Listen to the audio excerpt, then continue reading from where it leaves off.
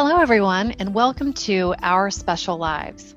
I'm Laura McGrath, and today we're talking about how to manage your marriage when you have a child with special needs. We are so excited to be talking to Dr. Laura Marshak, who has written many books, including Married with Special Needs Children, A Couple's Guide to Keeping Connected. And before we get started, don't forget to hit like and subscribe. Dr. Marshak, thank you so much for joining us. It's nice to be here. Let me tell the audience a little bit more about you before our discussion. Dr. Marshak is a practicing psychologist who specializes in disability-related issues. She's a Professor Emeritus with Indiana University of Pennsylvania and the author of 8 books.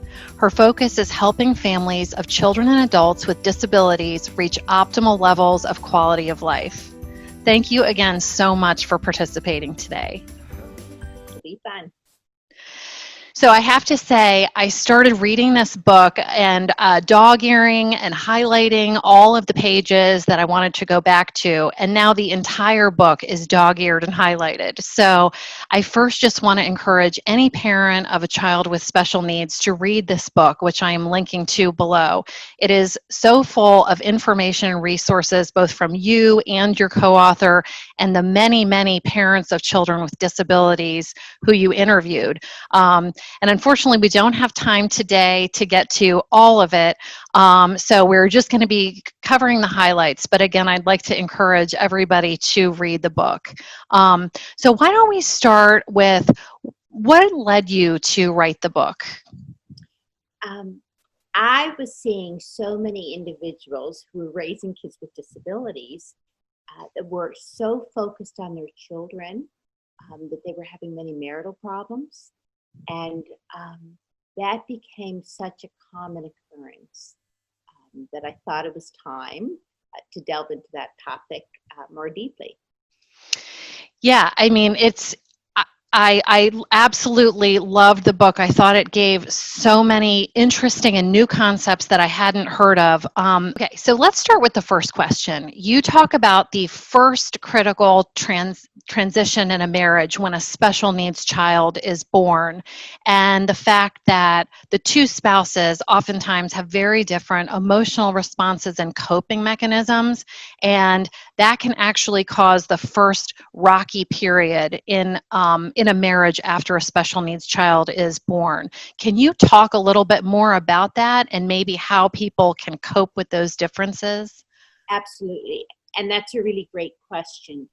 And I often see parents right after they have a child with a disability born, especially obviously if it's congenital, and sometimes after a child is newly diagnosed, let's say with an autism spectrum disorder.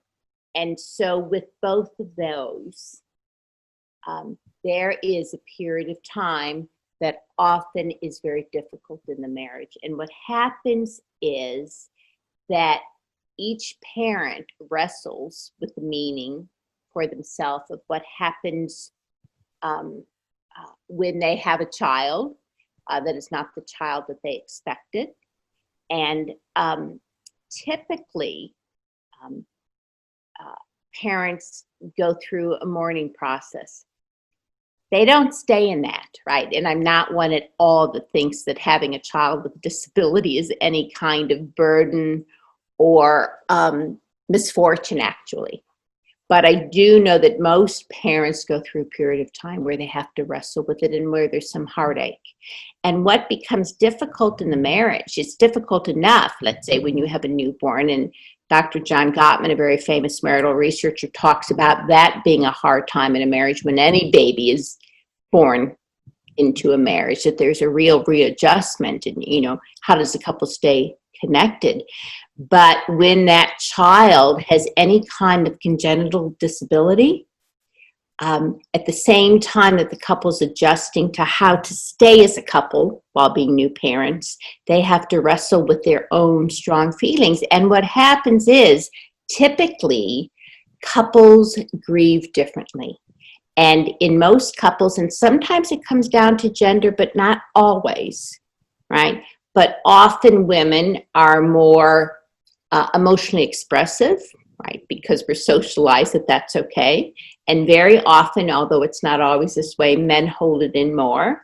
And that's fine. The different emotional styles can be a really good balance, but couples often don't embrace that difference. And so one might say, why are you always crying? Or I'm tired of talking about it. Just accept it and move on. And then the other often gets alienated, feeling their emotions are not supported. And why isn't the other person more emotional? Mm-hmm. So I have found in working with couples over the years that first period of time, that's one of the reasons why marriages are more fraught with difficulties. And couples get through it, right? It really is a myth about really high elevated divorce rates amongst couples with disabilities, and we can talk more about that later. But that is a difficult period of time. Mm-hmm. There are some things that can be done about that.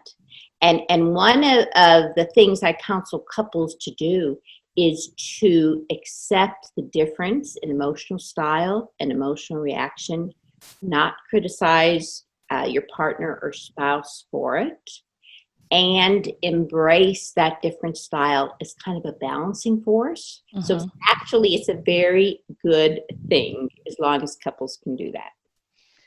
So one thing, this is jumping the gun a little bit because you talk about this later in the book, but I think it's helpful to bring up in the beginning. I didn't realize that in 80% of relationships, women are the ones who have to bring up the difficult kind of relationship issues, communication problems, difference in, roles, and, maybe they feel like the husband's not participating as much or not communicating enough or not supporting them when they're grieving. And while the women 80% of the time are trying to bring this up and have a resolution of some sort, men engage in stonewalling, and there was another sort of coping technique that men use because they feel so uncomfortable discussing this. So do you think you could talk a little bit about that, about, kind of the gender differences in, but men and women, and trying to resolve these issues in marriage?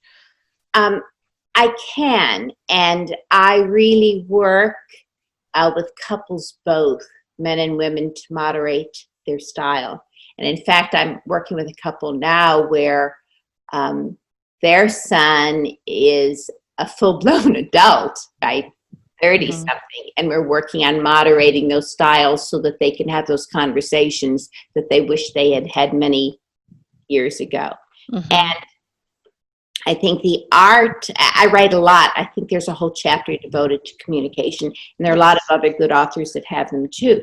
But the art has to do with people moderating their styles. And what often happens is, and I don't want it to come down strictly on gender lines, but what you often see is the woman being the one who wants to bring it up and bring it up.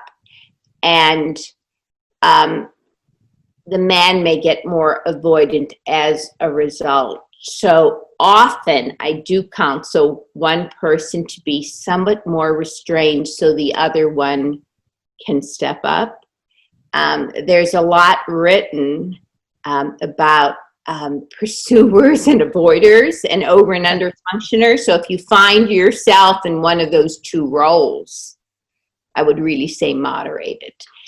And the other piece that I write about as well, as can be found in other resources, is if conversation becomes aversive, no wonder our partner doesn't want to talk about it. So if we're married or partnered with someone who's avoidant of conversations, it makes sense to think about what is it about our style mm-hmm. that can cause a lot of anxiety to interact with us.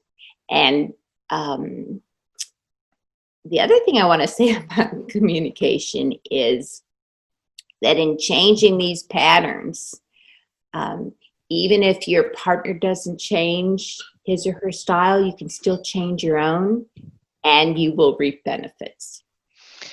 Do you have any lead-ins? Let's say, I'm a person in a marriage and there's an issue that I'm really dying to bring up with my husband, but he's typically resistant to having these types of conversations or feels very defensive.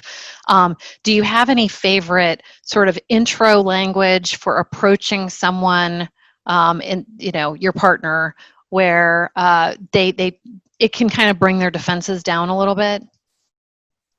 Yes, and the master of it, I often turn to John Gottman, who talks about, quote, soft startups, that when it's a difficult conversation, you approach it in a non-threatening way. And so to say, right, I have something that I'd like to talk about later, right? But to do it in a relaxed manner during a quiet time, and there's nothing wrong with just beginning the conversation and saying, let's talk about it some more another time, opening it up. So the art really is, and it's the same thing that therapists do all the time, is how do I talk about things that are sensitive while keeping the other person from feeling defensive? Mm-hmm, mm-hmm. And then it's our job to watch how we phrase things. In terms of spouses, it involves also asking for what we want rather than criticizing, and making ourselves inviting to talk to. And I know that's hard, especially in marriages if you're feeling frustrated with a spouse, but that's what works. Mm-hmm. So starting a discussion by saying, it would be great if next time X happened, you might be able to do Y, instead of criticizing what has already happened. Absolutely. Yeah.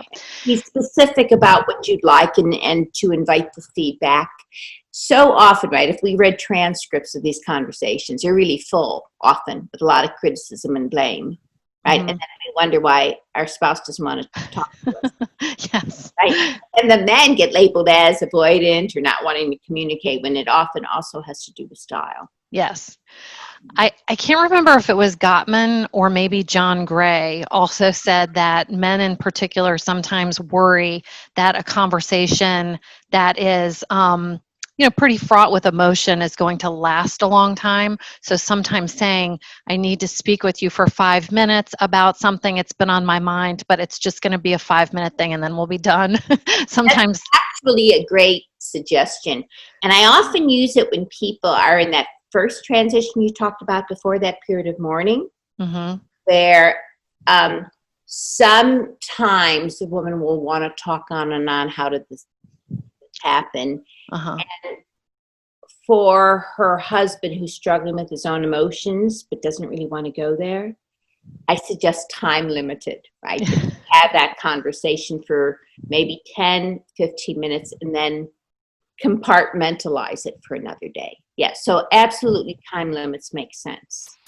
You've mentioned Gottman a couple of times. I'm going to link to a couple of books of his that I've read. He is really a fantastic marital researcher and a great author. My husband and I actually had his book, Why Some Marriages Succeed and Others Fail, as our pre-marriage training book, which I think now in hindsight is brilliant because he gives a lot of really, really good advice.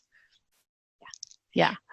And he has a new one called 8 Dates and 8 Conversations, which I'm actually doing even though my marriage is 38 years old. Oh, good. Okay. Well, I'll link to that one too. I think that what I wrote about and what I talk about is good also for strong marriages, because marriage is not so easy and it can always get better and better. Yes. So, yes. yeah. Okay, so let's move past the initial period where you get the diagnosis or the child is born. And then you kind of talk about how there is another period of time where parents have kind of settled into the life and the marriage and the child. And there's two separate structures you talk about, which is utilitarian but separate, and then parent-child enmeshment. Yes. And can you kind of tell us what both of those things are in case people in the audience can identify maybe being in one or the other group? And then maybe after that, we can talk about, how to make a change if you're not totally comfortable with that, the way that you've ended up settling in there. Yeah, it's a great question because that really is that second transition. And so if we consider the birth of a child with a disability or a new diagnosis that requires additional parenting, let's say, like the spectrum disorders, if you call that kind of period of mourning a crisis, because it is, right? To cope with it, couples they often realign their roles. And for couples where the mother and the father both were working, very often, not always, but very often, the woman modifies her work role and becomes more immersed in taking care of the child at home, and sometimes chooses at that time to have her career come second. And that's because you're coming out of a crisis and it feels like the right thing. So, at some point, those roles that work at first in that second transition become problematic in themselves. And what happens is lives often end up running on parallel tracks. So one person becomes kind of the specialist about the child and perhaps the child's different therapies and education or behavior management at home, and the other person is out earning a living. And that's what I write about in the book, is kind of operating on separate tracks. And during that time, and I think this is what you're referring to with parent and child enmeshment, often the connection between a husband and wife or partners becomes less vibrant, and the one parent, and it's typically the mother, not always, becomes so involved with the child, and that becomes the main connection. And what happens with all of this often, but not always, is that if one person is doing all the child care and the specialist on whatever disability or special need we're talking about, the other one gets somewhat more marginalized. Mm-hmm. And it is often the man, and when he tries to get involved, it never seems to be quite right. And I've seen a lot of marriages where the fathers often feel like their wife's assistant when it comes to the child, and that breeds more avoidance, more stepping back. And so the strategy that makes great sense to me, and I would assume to others, is to modify those roles so that there is more joint parenting, and to revisit roles. I've written and spoken about the fact that, love should be written in cement, but roles shouldn't. Mm-hmm. So often I'll have a woman who decided to give up much of her career for a while in that first phase, and then feels resentful much of the day, all right? And so I'm a real proponent of renegotiating roles after time so that there's more balance. Yeah, I was going to ask about that because I feel like when I speak with my friends, there's a lot of let's just go back and say that I think men are in our generation are much more participatory generally than, let's say, our fathers were. But I still feel like whether you have a special needs child or not, there's a lot of unspoken, unilateral kind of role division that still happens. And it's very hard once you get in that pattern of relationship and kind of the dynamic in the family to change the role that you got. And it's even more, that kind of exacerbated when you do have a special needs child. So what are your suggestions for renegotiating the role? I think in part it also goes back to communicate. It's not only communication, but that's part of it. Mm-hmm. So it's two parts. It's communication. It's also strengthening that marriage or partnership because, and there are ways to do it around prioritizing it. If that is stronger, then you can talk about all kinds of things. Mm-hmm. But no, keep going. I was going to say, the other thing that happens, when I think about why are marriages often, not always, but often different when there's a child with a disability or an illness, and that is the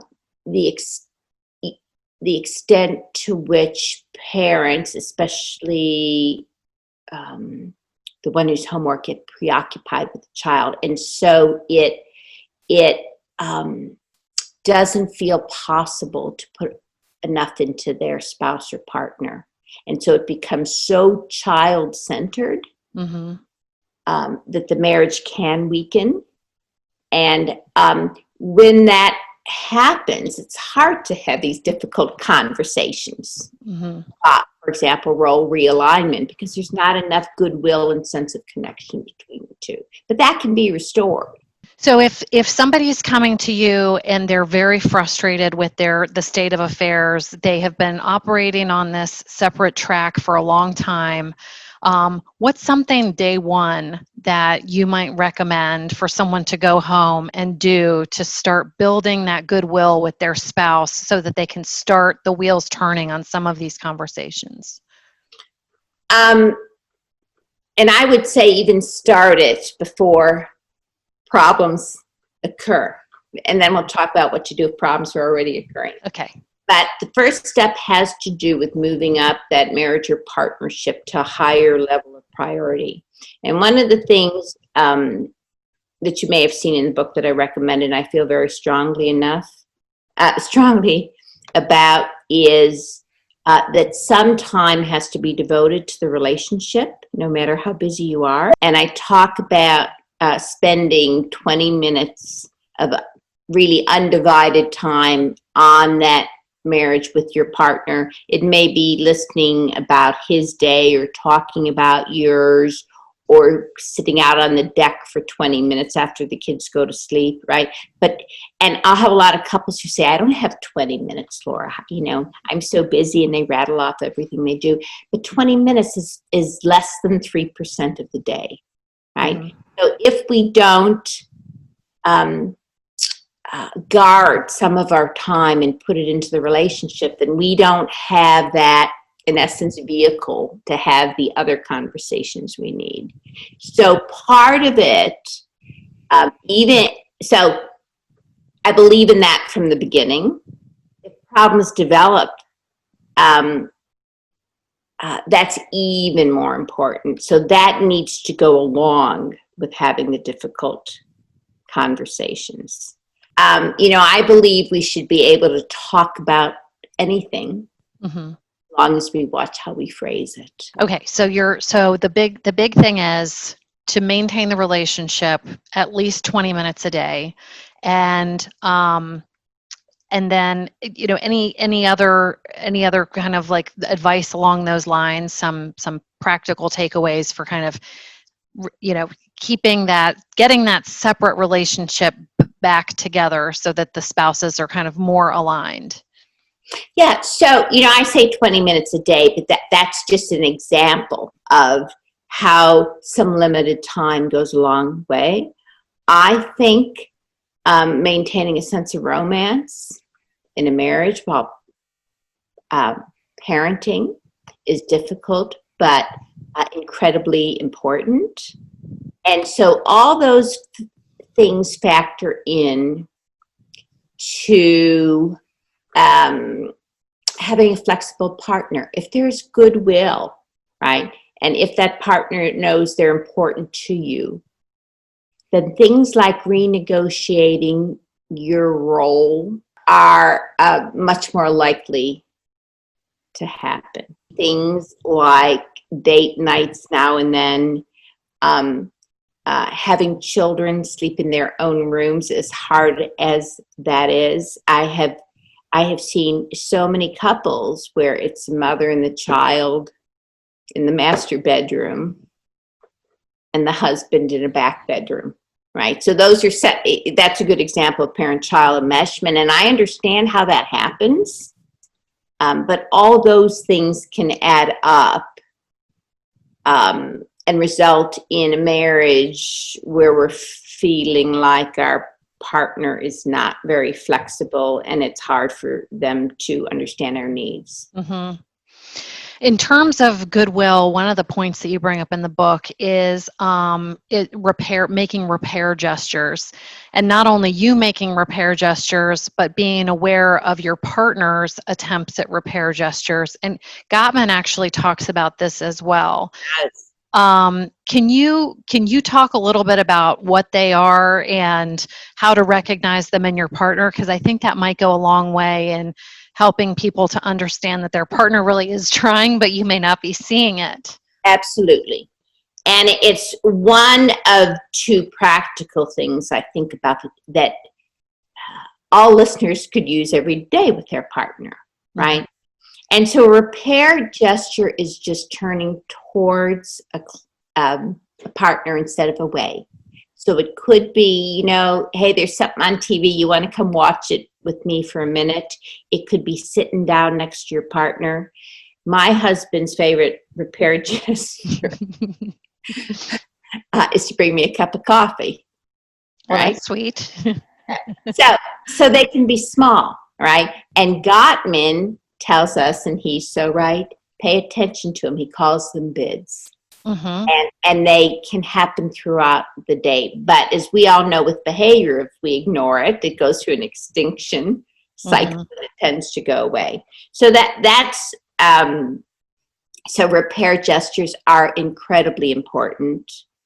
And I think one of the worst things for marriage, and I see more of it probably when there are kids with disabilities, not always. I see a lot of terrific marriages of couples with kids with disabilities. But one of the things I'm really alert to is not having resentments build.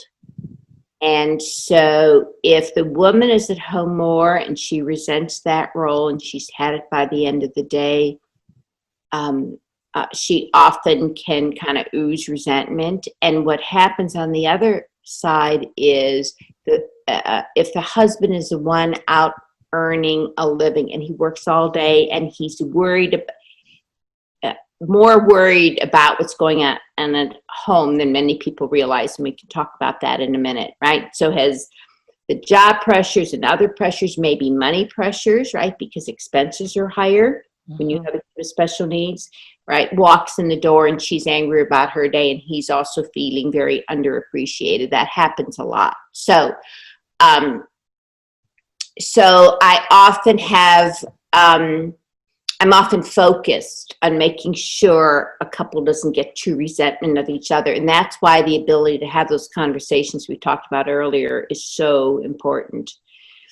So in addition to repair gestures, expression of appreciation throughout the day, right? Which could be, thank you for cooking dinner, or I'm sure you worked so hard today, or that's great, you got the paperwork done for the school, or I like those jeans on you, or, right. Yeah, that is things that throughout is the day matter a lot. Yep.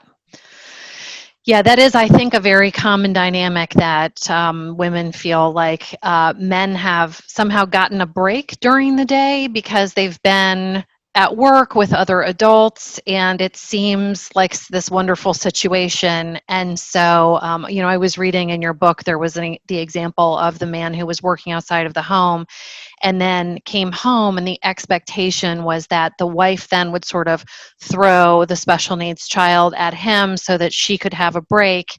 And while she completely deserved a break, I'm sure, it wasn't as though he caused the situation that made her need a break. So how do you kind of navigate those? I feel like that is such a common situation. So let me answer that, but let me add one thing first, okay? You were talking. I did a study, I'd say about a year ago, of something like maybe 350 fathers of children with Down syndrome, talking about what their experiences are like, how they feel about it emotionally, how it impacts them in terms of the marriage, their own sense of self, how it impacts their work life. And I learned a lot. And that's why I had said, for example, right, that when somebody's out working, they're often way more absorbed in what's going on with their child and feel way more emotions than they're always understood or expressed. So one of the starting points is to recognize, and I think you said it beautifully, that nobody gets the perfect deal, right? And that both people are under often additional pressure and have important needs that need to be balanced. And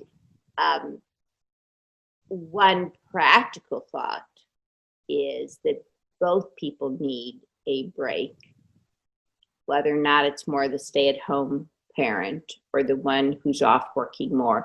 That, for example, discretionary time should be pretty equal, right? If someone wants to go to the gym or hang out with friends, so the things are equally balanced. Let me say, though, that as I talk about both people being under pressure and nobody has it so easy, I do want to say that parenting a child with disabilities is typically quite wonderful, as is parenting other children. So I'm not implying, right, that it's got to be this heavy thing in a marriage, but it is more complicated. It's more expensive. You have less discretionary time. There's probably more to worry about, but it doesn't make it bad.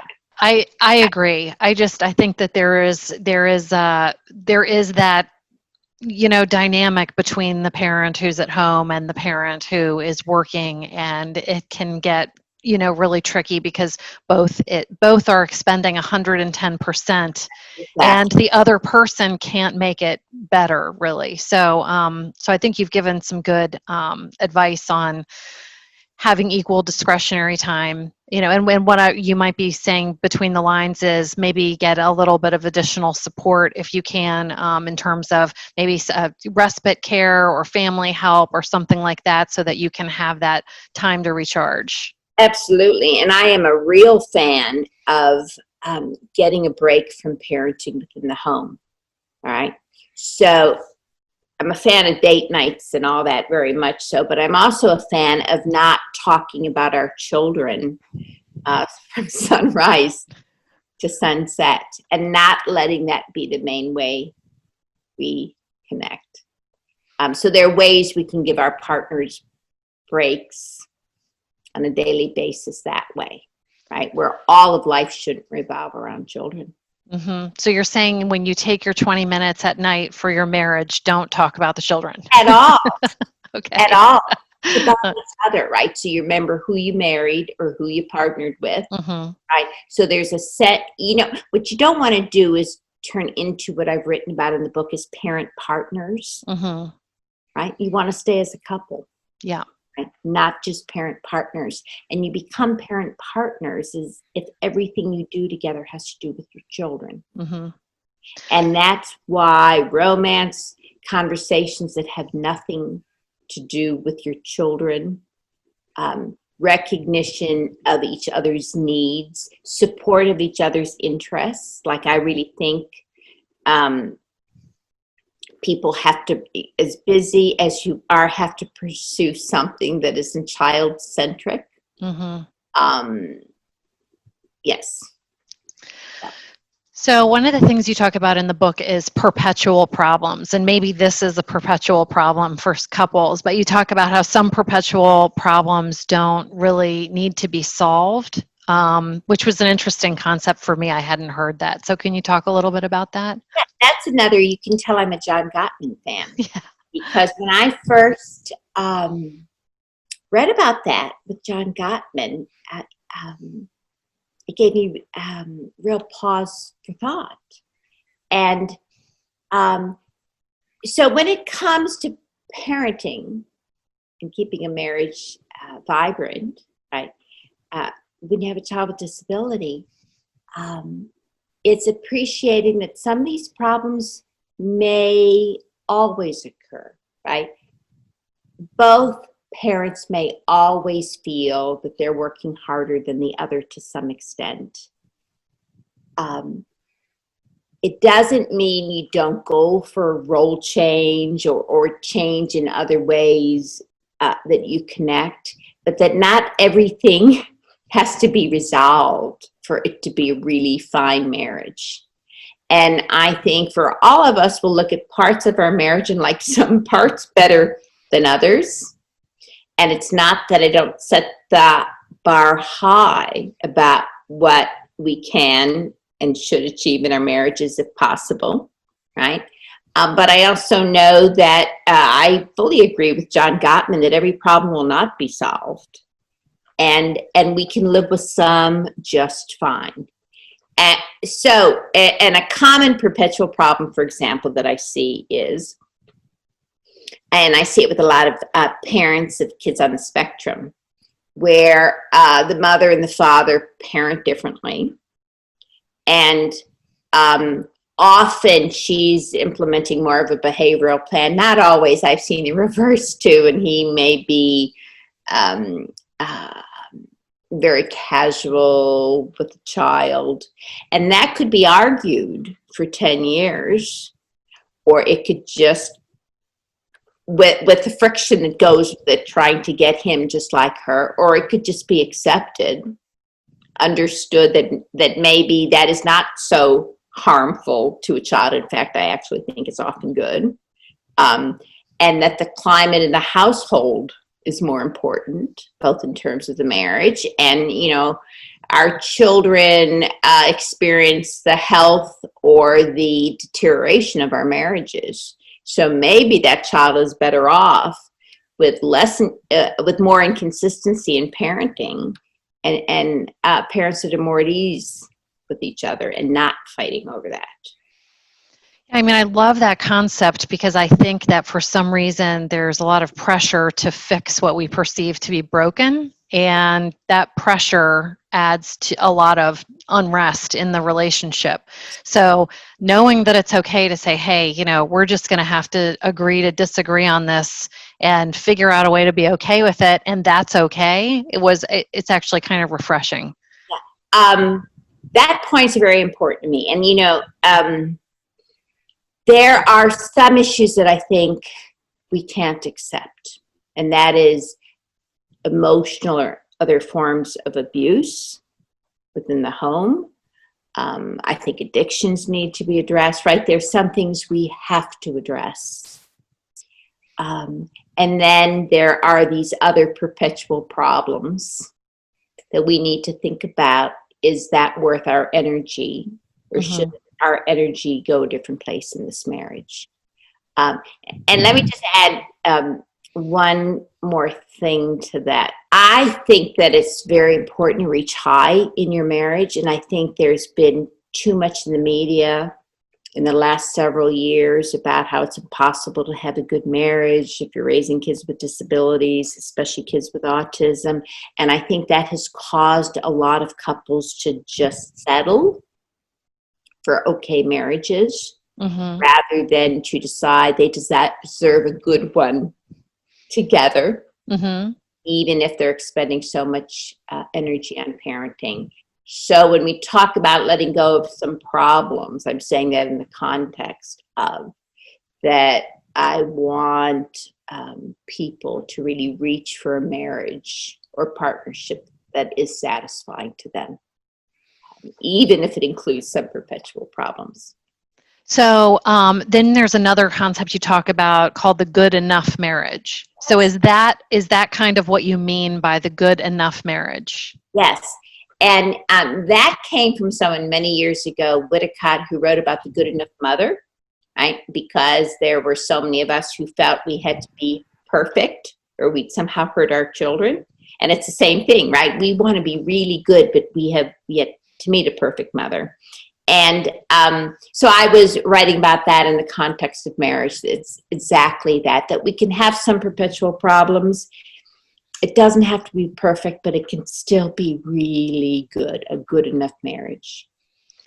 Yeah, because I mean, you think about the relationships that you have with your family or your parents and that kind of thing. I mean, I would say those relationships are often normalized to have problems that probably will likely never be resolved, and we're okay with that. Maybe carrying over some of that philosophy to our relationship with our spouses. Absolutely. And you even see that in good friendships, right? There's often part in that relationship, right, that we just decide to overlook because we love that person. Mm-hmm. And, I had a friend yesterday who I took a walk with who talked about loving spouses from our heart. And she was saying, and she's right, we often do it from our head. So we're figuring out every problem, and I've got to tackle this and I've got to tackle that. And I think it's easier for us to, let's say, love a friend from our heart and accept the things about that relationship that isn't perfect. Yeah. So would you say acceptance is the antidote to resentment that you see in marriages? I think it's a combination.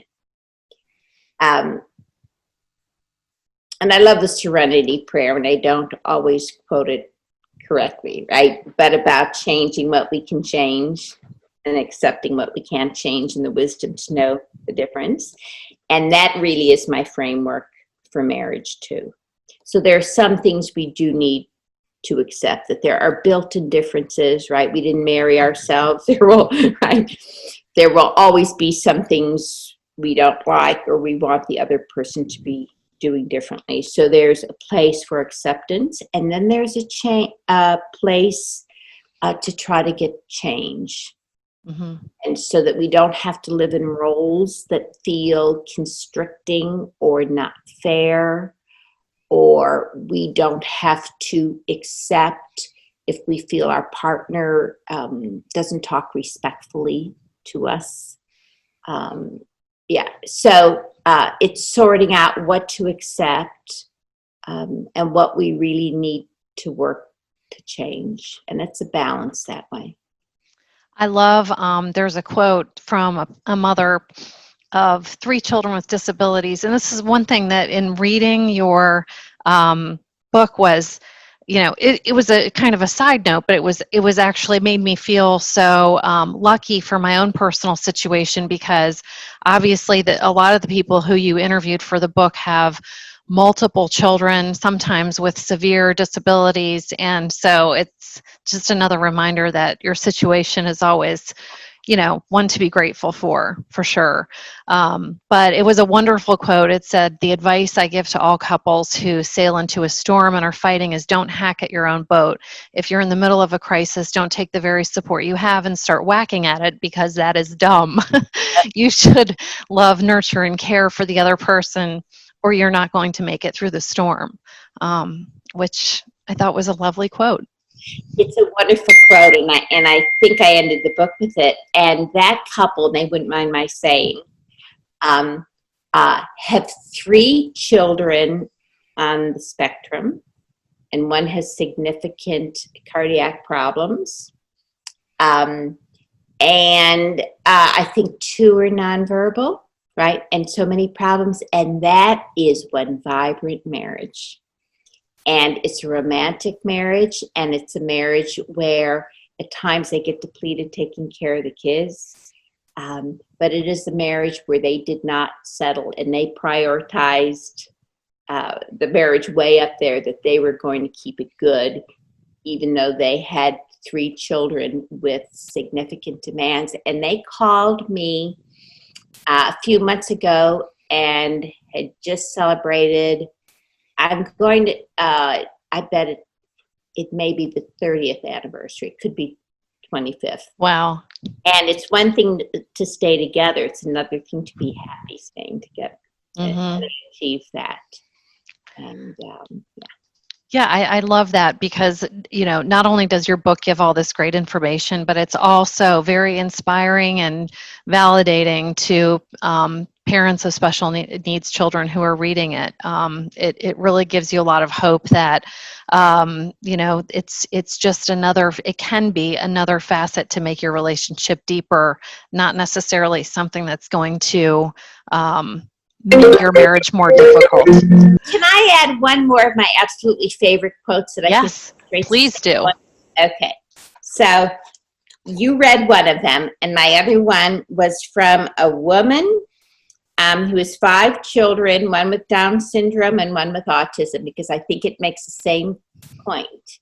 And it came when I reached out to hundreds of parents saying, what do you do about different facets of marriage? And one of my questions had to do with how do you keep romance and sexual intimacy alive? And so in response, she wrote, my husband and I have a Friday night date night. Cooking is my passion, so I cook us a gourmet meal every Friday.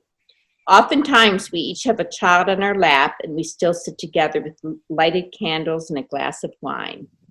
And I love that, because here she has 2 children with disabilities, but she put that kind of boundary of protection around the marriage and said, we're going to preserve this, even if it's not easy. And she was creative about it. And the other reason I really love that quote is she said, cooking is my passion. And so she protected that as well. And I think it's very hard to parent and sustain a marriage if we're not also sustaining ourselves, right? I totally agree. I just probably 3 or 4 interviews ago, I did an interview about self-care because I feel like that's so important and it gets so overlooked. And we can't do the others if we're not doing self-care. And so I feel that really is the foundation. And so when you say, for example, how do you have a difficult conversation? You need to be taking care of yourself in a well enough place that you can do that. And, I say about at least 20 minutes a day for marriage, for example. I also say that about our own self-care. And sometimes that can be taken away from time with children as well, right? That, yes. And that's okay. It's okay to take time for yourself. It's okay to take time for your marriage. I think people need to hear that more. Yes, and I also think it's often better for a child. That I see a lot of couples where it becomes all about the child and the parents' needs are entirely sacrificed, and then we run the risk of raising entitled children who want to have all their needs met, always, even on into adulthood when it becomes problematic. Yes, that's true. And I mean, I know I'm not my best self when I'm really run down to the ground. So I'm not obviously being a good parent when I'm in that situation either. And it's very hard to do a relationship that way. So I totally agree. Well, Dr. Marshak, thank you so much for your time today. And thanks to the audience for joining us. Please don't forget to hit like and subscribe and drop us a line at ourspeciallives.com if there's another topic that you'd like us to cover. And thank you so much for joining us today. I really enjoyed it.